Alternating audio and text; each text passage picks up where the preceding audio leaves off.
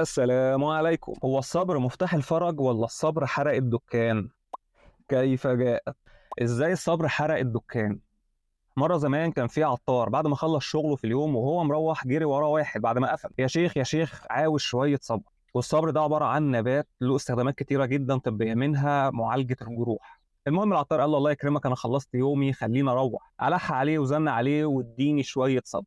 رجع معاه العطار، فتح الدكان وولع لمبة الجاز، طبعا زمان ما كانش فيه كهرباء، وروح ونسي لمبة الجاز. صحي تاني يوم لقى الدكان فحمة. فضل قاعد على جنب عمال يعيط ويلطم ويقول: الصبر حرق الدكان، الصبر حرق الدكان. وطبعا اللي حواليه مش فاهمين ايه الحكايه. من ساعتها طلع مقوله الصبر حرق الدكان، وهو الصبر ملوش علاقه، اللي هو انا مالي يا لمبي. لكن لو هنيجي نتكلم عن اصل الصبر مفتاح الفرج، هتلاقي حكايات كتيره جدا وكلها تنفع. وبصراحه انا بشوف ان الصبر اكبر بكتير من ان انا اختصره في جمله واحده.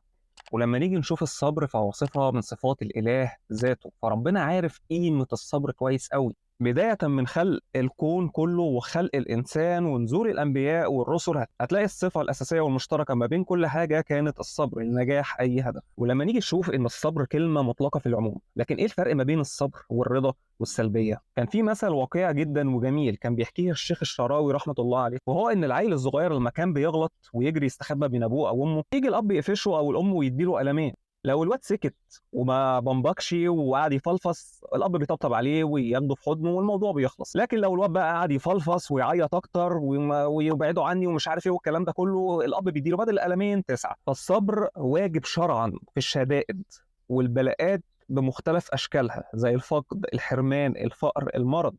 وده بيبقى اختبار ربنا لينا.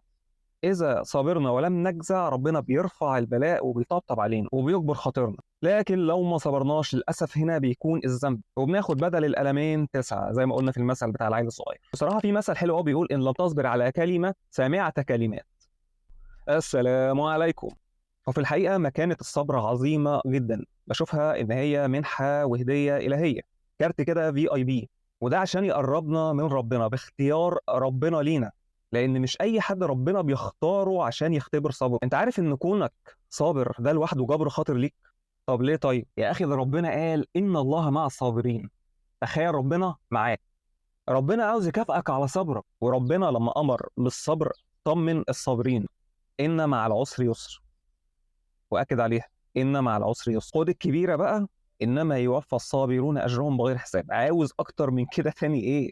انت متخيل صبرك ده هيوديك فين؟ ده كل ده وانت صابر. بس تخيل بقى لو انت صابر وراضي. وهنا بقى بنيجي للرضا، اللي هو اعلى مكانه من الصبر. كل راضي فهو صابر، بس مش كل صابر هو راضي. طب ايه الفرق ما بينهم؟ ايه الفرق ما بين الصبر والرضا؟ في الصبر انت هنا حصلت لك المصيبه او البلاء وقلبك بيتألم وبايظ من جوه، بس مسكت نفسك، ما لطمتش، ما قطعتش هدومك، ما خبطتش دماغك في الحيط، صبرت. اما الرضا ان انت بعد ما جات لك المصيبه وصبرت عليها تمسك نفسك من جوه.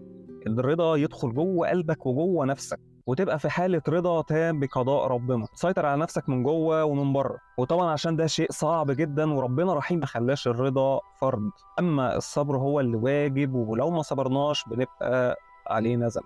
والله يا جماعه ما شفت حد بيصبر الا وربنا جبره، والامثله كتير جدا حوالينا. لكن انا هقول مثل واحد منهم انا عاصرته. سيده فاضله عندها 65 سنه وقعت على رجليها وهي قايمه تتوضا لصلاه الفجر.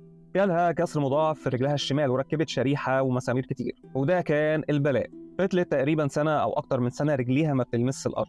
وهنا الصبر.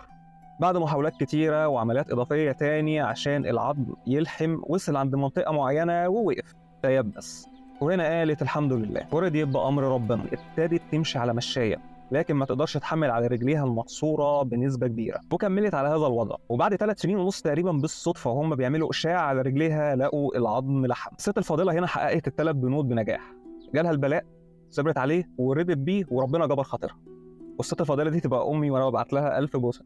وبص حواليك كتير هتلاقي في بلاءات اكبر واصعب من كده كانت شبه مستحيل انها تحصل حاجه، وربنا جبر بخاطرهم عشان صبروا ورضوا. السلام عليكم. نيجي بقى للسلبية اللي كتير بيخلطوا ما بينها وما بين الصبر والرضا. فمش معنى ان ربنا امرنا بالصبر والرضا ان احنا يبقى ملناش رد فعل. ربنا ادانا عقل نقدر نحدد ونميز بيه ايه اللي في ايدينا ممكن نعمله نساعد بيه نفسينا. يعني جالي مرض، هصبر على المرض، لكن هدور على احسن طريقة علاج ليه، مش هقعد ساكت.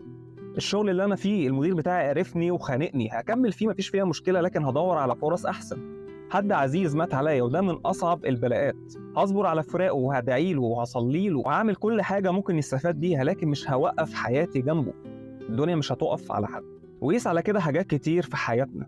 انا عارف ان طاقه وقدره البشر بتتفاوت ما بين حد للتاني في الصبر على الازمات والمحن، لكن مهما كنت شايف نفسك ضعيف ومش قادر تصبر على البلاء فانت معاك ربنا، معاك الاقوى من اي حد. ربنا عز وجل هو حرفيا اقرب الينا من اي حد، اقرب اليك من ابوك وامك. وربنا عز وجل الاوحد، مهما كنت انت ايه في المطلق، لو اجتهدت وصبرت هيكافئك، هيكافئ ضعاف اضعاف على الحلو، لكن مش هينسى الوحش. ربنا يمهل ولا يهمل. وعشان كده يا جماعه ادعوا ربنا كتير، ادعوا ربنا كتير قوي يقدر لنا الخير حيث يكون، لان احنا كبشر اوقات ما بنعرفش الخير لينا فين. اي حد حياته مش مظبوطه، فيها ازمات، فيها بلاءات، استعينوا بالصلاه والصبر ان الله مع الصابرين.